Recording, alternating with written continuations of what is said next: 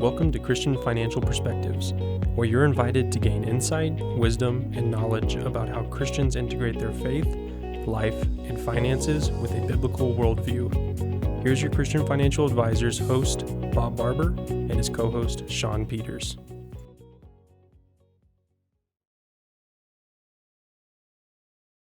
Welcome to another episode of Christian Financial Perspectives. We're so glad that you joined us today, whether that's on YouTube or listening to us right now in one of the many podcast directories.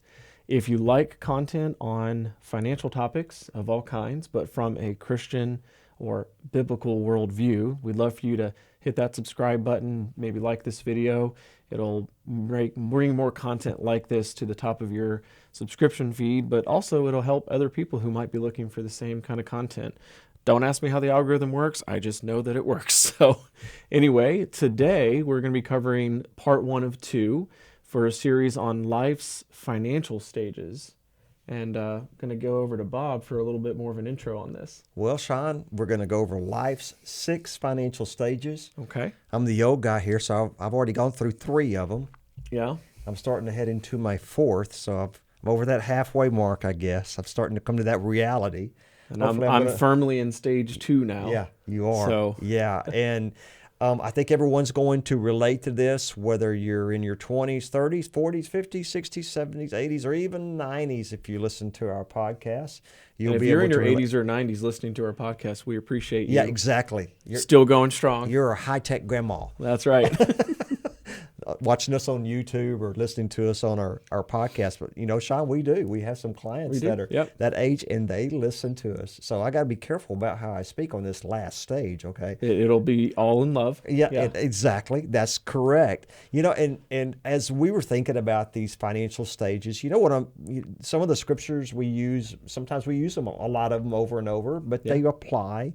And I think the scripture from Ecclesiastes 3, 1 through 7, really does apply through this about there's a time for everything. You want me to go ahead and read that? Yeah, if you'll read that for us. So like Bob said, Ecclesiastes 3, 1 through 7, starting in verse 1, there is a time for everything and a season for every activity under the heavens, a time to be born and a time to die, a time to plant and a time to uproot, a time to kill and a time to heal, a time to tear down and a time to build, a time to weep and a time to laugh, a time to mourn and a time to dance, a time to scatter stones and a time to gather them, a time to embrace and a time to refrain from embracing, a time to search and a time to give up, a time to keep and a time to throw away, a time to tear and a time to mend, and a time to be silent and a time to speak.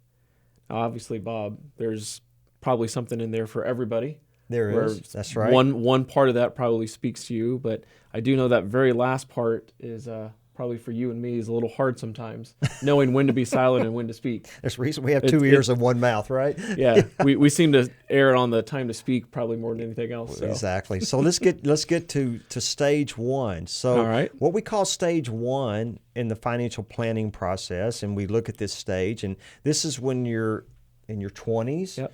To around your mid-30s. Stage 1, the beginning years. The beginning years. Yep. That's the name of the stage that we named it, right? The beginning years. It's your lowest earning years. You have very little to any savings or investments during this time. Right out of high school kind of age up until mid-30s. So. Yeah, you know, you're getting out of college too, and you're finding that spouse and getting married usually between, you know, the mid-20s and mid-30s nowadays. Now, Shawn, I know that your generation does everything later than my generation did. You know, Rachel and I, we're having all our children in our mid-20s and down. So this is but I had to bring this to today. All right. Yeah. Okay.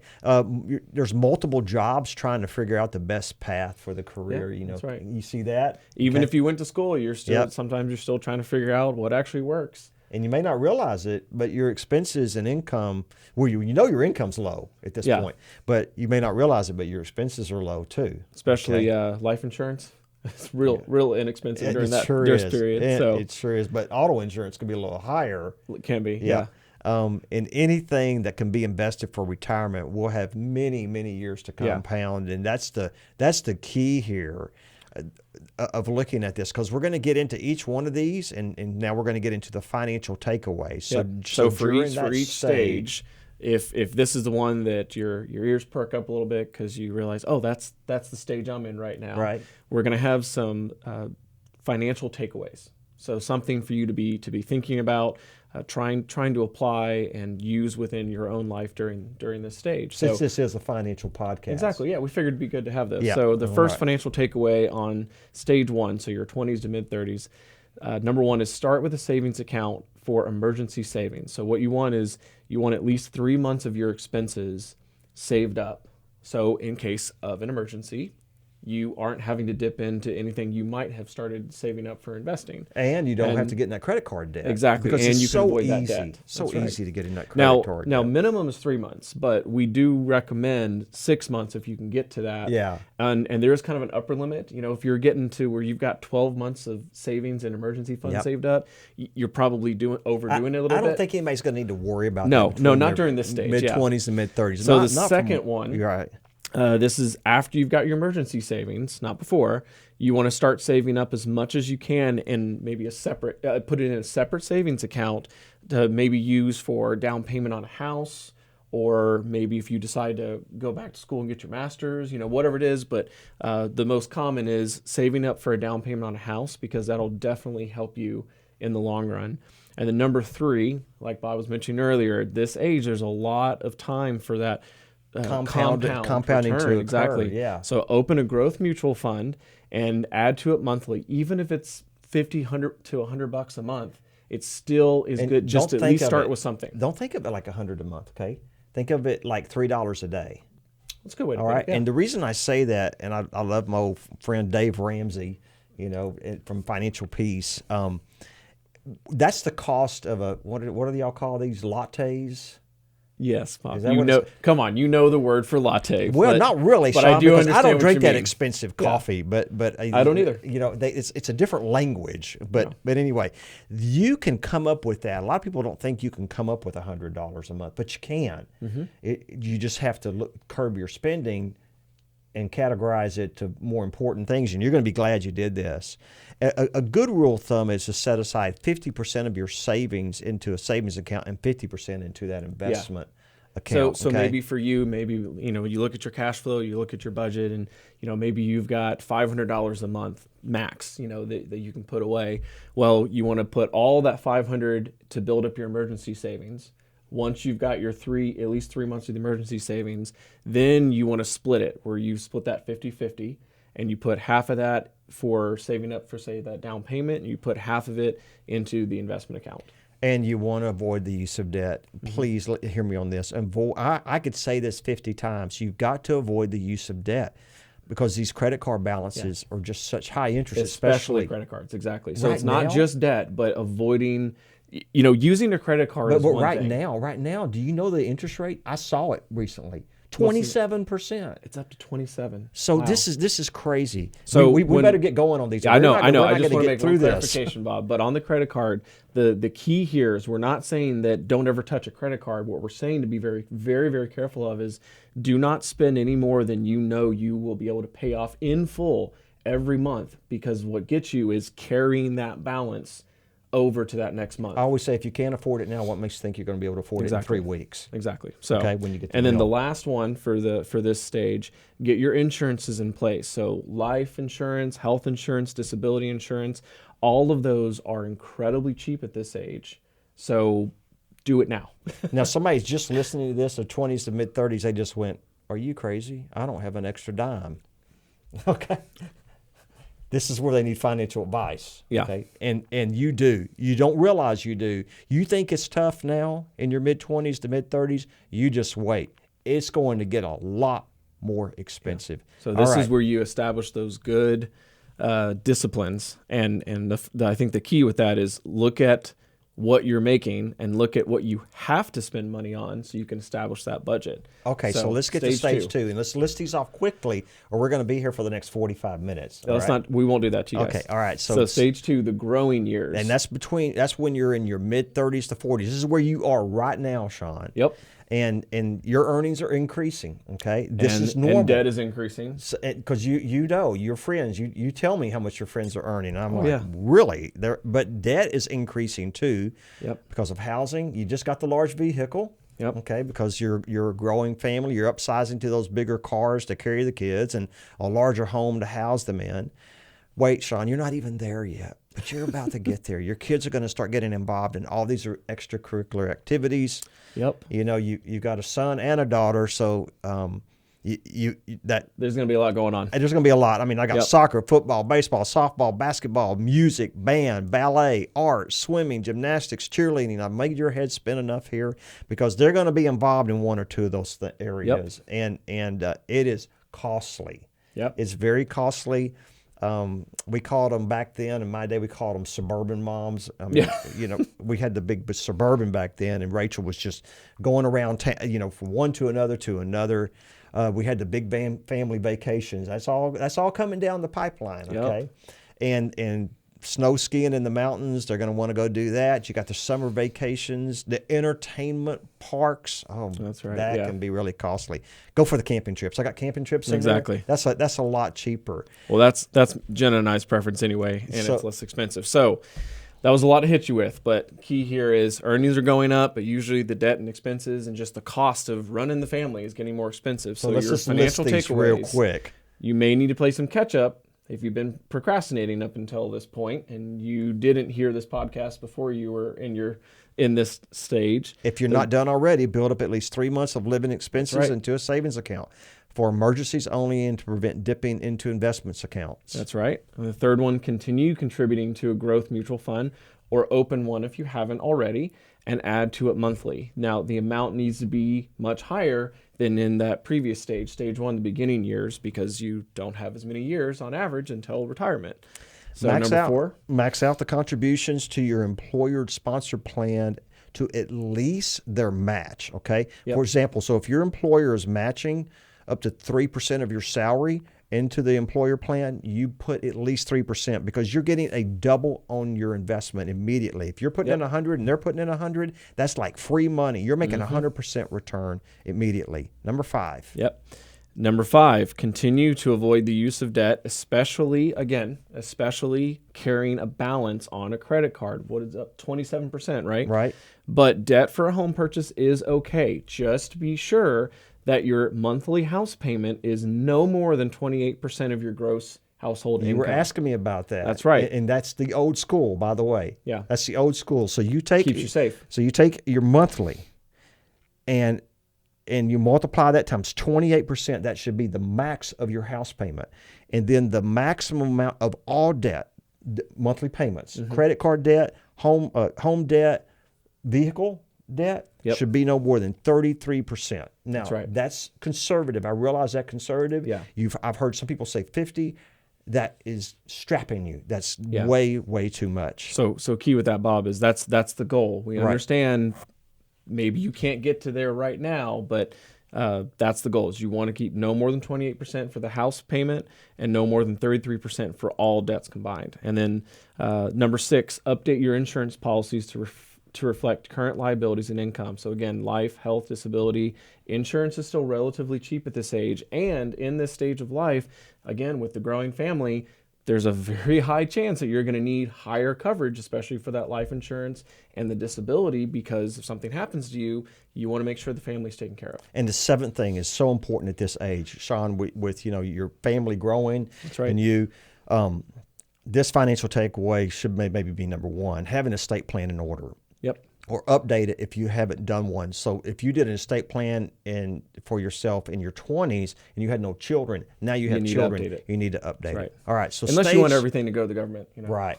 So let's get to stage 3. And stage 3 is the maturing years, is what I call. This is the mid-40s to late 50s, and this is by far the most expensive stage of life that I've seen. Your earnings, though, are going way up during this time. And usually start to peak out as well. Yeah, so this is kind of like, this is going to be about as good as it gets as far as your earning potential, typically.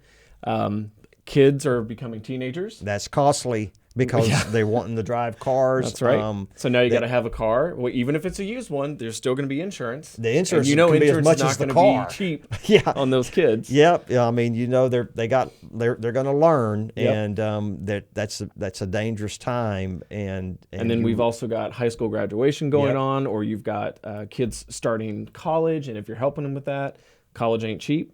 You've got, the oldest children might even be getting married at this point or finishing college. And if you have a daughter now, Shawn, so you'll be paying for that marriage. So you're not only going to pay for the college, pay for the insurance for the vehicle. This is all at the same time, by the way. Yeah.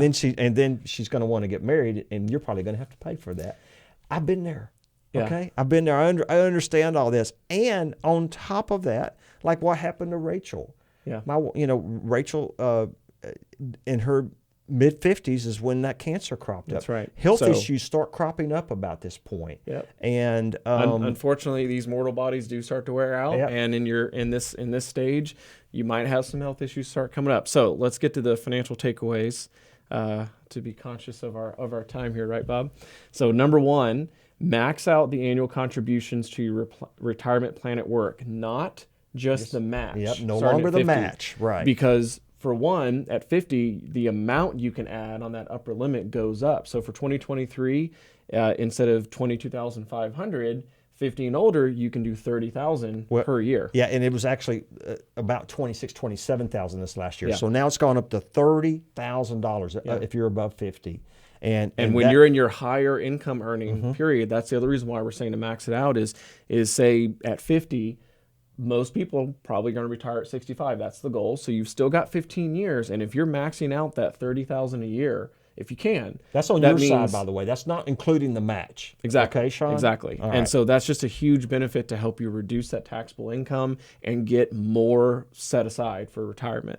So number two. Beware of major risk and liability exposure also during this mid-40s to late 50s, especially a sickness like cancer, those kids driving an accident. So this is a financial takeaway. Be sure that you have an adequate amount of coverage, insurance coverage for liability.